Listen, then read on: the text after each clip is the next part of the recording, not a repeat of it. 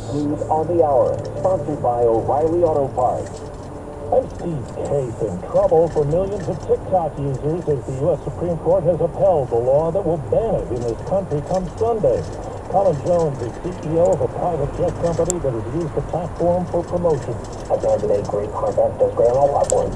So whether that's on TikTok, Instagram, Facebook, X, LinkedIn, whatever it is. I mean, we look forward to hopefully seeing our 1.9 million followers kind of transition over those platforms as well. Missouri Republican Senator Josh Hawley and other lawmakers in both parties have called the Chinese-owned app a national security threat. The levy for TikTok is shut down. Only for China will allow TikTok to be sold. But for months now, Beijing has refused to entertain what I understand are multiple offers. After the ruling, Donald Trump said he must have time to decide on whether to enforce the ruling once he assumes the presidency on Monday. CBS's Nancy Cordes. President-elect Trump says that he held a phone call with the president of China. He said that they talked about trade and they talked about TikTok. He went on to assure the world that he and Xi Jinping were going to do some great things together. There's word today of some discussion about possibly moving Monday's swearing-in ceremony indoors in Washington because of the cold weather forecast. Final call to be made by President-elect Trump. Israel's security cabinet has approved the Gaza ceasefire deal today, first step toward final approval. CBS's Rami Inocencio in Tel Aviv.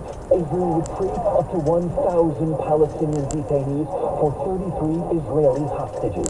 Women, the elderly, the sick, and children. I'm having a mixed feeling. But Eli David has to wait longer. His brother Avatar would be released later in phase 2. But not all Israelis want the deal. Some want it to fail, seeing it as a surrender to Hamas terror.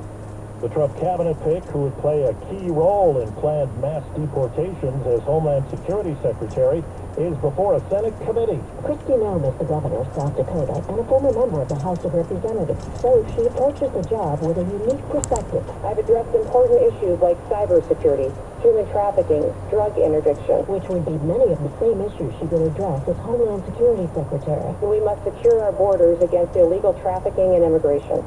We must safeguard our critical infrastructure to make sure that we're protected against cyber attacks, respond to natural disasters. She also referenced the recent terror attack in New Orleans while fielding questions about homegrown terror threats.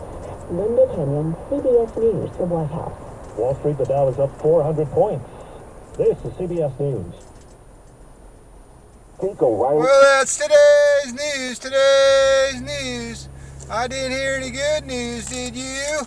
I didn't think so. I guess it's all about perspective. The glass is half full.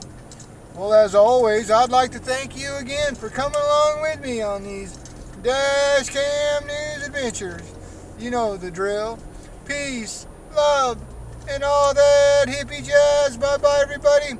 It's 47 degrees in Oakland, California.